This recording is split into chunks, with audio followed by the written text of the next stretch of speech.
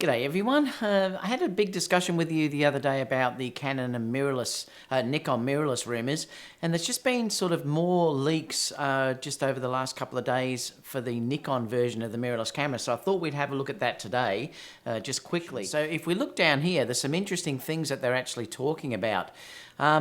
They're saying basically that it's going to have over 400 AF points. Not sure the exact number. It should be somewhere between 430 and 450. The AF is supposed to be very fast, and that's going to be interesting to see if they can improve, obviously, over their previous mirrorless cameras. The rear LCD screen is tiltable, just like the D850, so I don't think it's going to be articulating. Again, I'm surprised that Nikon aren't going to give us an articulating screen. I think that's one thing where they could get over Sony, is to give you that articulating screen.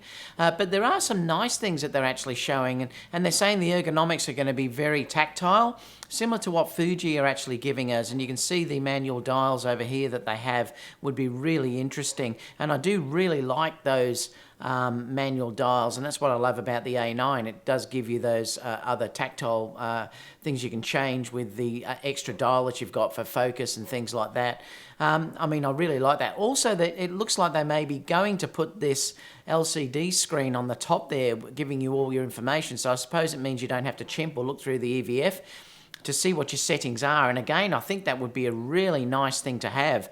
I wish Sony had that. I do like that actually on the Nikon, on the Fuji versions that they've actually come out. So looking at the specs also, they're saying that the they're only going to have one wheel though, which is interesting. I think that could be a bit of a downside to this if they have only got one wheel, if you did want to change aperture and exposure if you were shooting manually.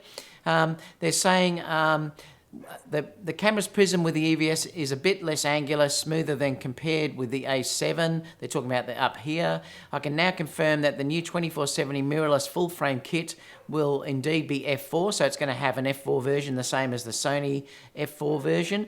And it's also saying in here that they see there's 8K listed in the technical specifications, which is really interesting. And I think what they're saying here is that it's not going to shoot 10K, but it's going to have that same 8K time-lapse feature like it does for the Nikon D850. So it looks like it's going to be really nice. It'll have a nice finish and very comfortable grip. Overall handling and feeling is supposed to be excellent. That is coming from someone who has tested the camera. That's what they're saying anyway.